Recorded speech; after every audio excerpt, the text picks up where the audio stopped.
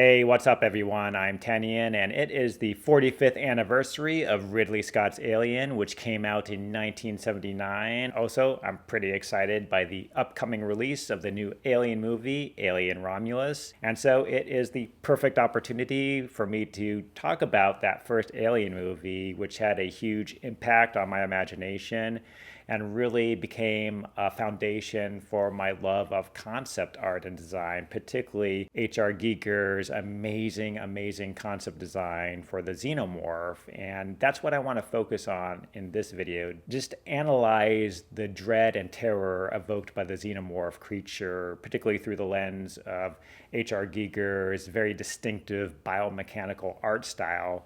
And I want to place his art style also within the context of weird fiction author H.P. Lovecraft's mythos and stories, because his particular Cthulhu mythos and stories of unfathomable monstrosities and entities really became inspiration for Giger's own twisted imaginings. The most immediate connection between the Alien movie and Lovecraft is H.R. Giger's art book, The Necronomicon, and his particular painting titled Necron 4, I believe, became the basis of the concept design for the Xenomorph. When you look at Giger's art book, Necronomicon, you can immediately see how his particular biomechanical creations have echoes of the cosmic horrors of Lovecraft's fiction and mythos. Lovecraft created a pantheon of ancient gods and mysterious entities such as Cthulhu, Yog-Sothoth, and the Old Ones. These entities of cosmic horror, which you can tell just seeped into Giger's imagination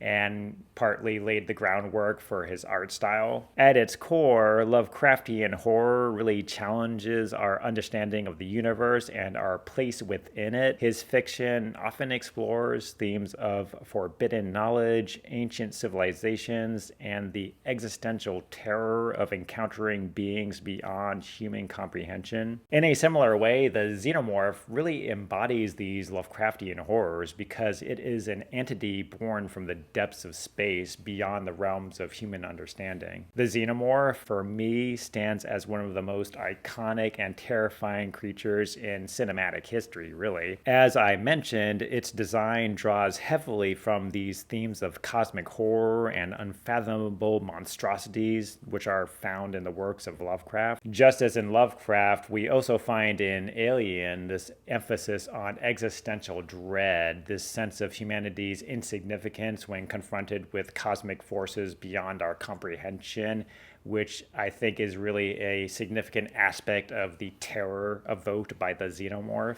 The Xenomorph's design is just a chilling, visceral embodiment of this Lovecraftian horror in the way it fuses organic life with elements of cold, mechanical machinery. The Xenomorph is one of my favorite creature designs still to this day, just with its phallic-shaped head and phallic-shaped tongue and vaginal mouth. It just became this image of like sexual violation and horror that just creeped me out in the way it, like I said, fuses these organic elements with these machine-like elements in a very overtly erotic and sexually terrifying way. This theme of sexual violation and fusion is echoed throughout the film, from the dark labyrinthine corridors of the spaceship Nostromo, which itself feels like an extension of the Xenomorph's biomechanical design, to the ship's computer mainframe, Mother, whose cold, calculating demeanor adds to the sense of isolation and dread. These elements really create a nightmarish vision where humanity really does feel like an insignificant speck in the face of unfathomable horrors. The Xenomorph's most infamous scene, the chest-bursting sequence, exemplifies the body horror elements present in Lovecraft's fiction as well. As the Xenomorph erupts from the chest of its host, it really does express this violation of the human body and this terrifying fusion of sexuality and technology. That whole chest-bursting scene for me really evokes a primal fear of bodily mutation and violation that also really nicely connects with Lovecraft's themes of forbidden knowledge and humans meddling with forces beyond their comprehension and control. I also just want to touch on Lovecraft's influence upon the rest of the Alien franchise, especially Ridley Scott's Prometheus, where he introduces us to the engineers, this race of alien beings who, similar to Lovecraft's cosmic entities, hold this godlike power to create and destroy life on a whim. Their mysterious motives and godlike abilities really blur the line between science and the supernatural and also echo these themes of cosmic horror. Prometheus also introduces us to a new alien called the Trilobite, this monstrous offspring whose tentacled appearance bears a striking resemblance to Lovecraft's tentacled monstrosities such as Cthulhu, and is just another instance of the connection between the cosmic horror of Lovecraft and the sci-fi horror of Ridley Scott's universe. So these are just some of the elements and aspects of the Xenomorph that embody that sense of Lovecraftian horror and just show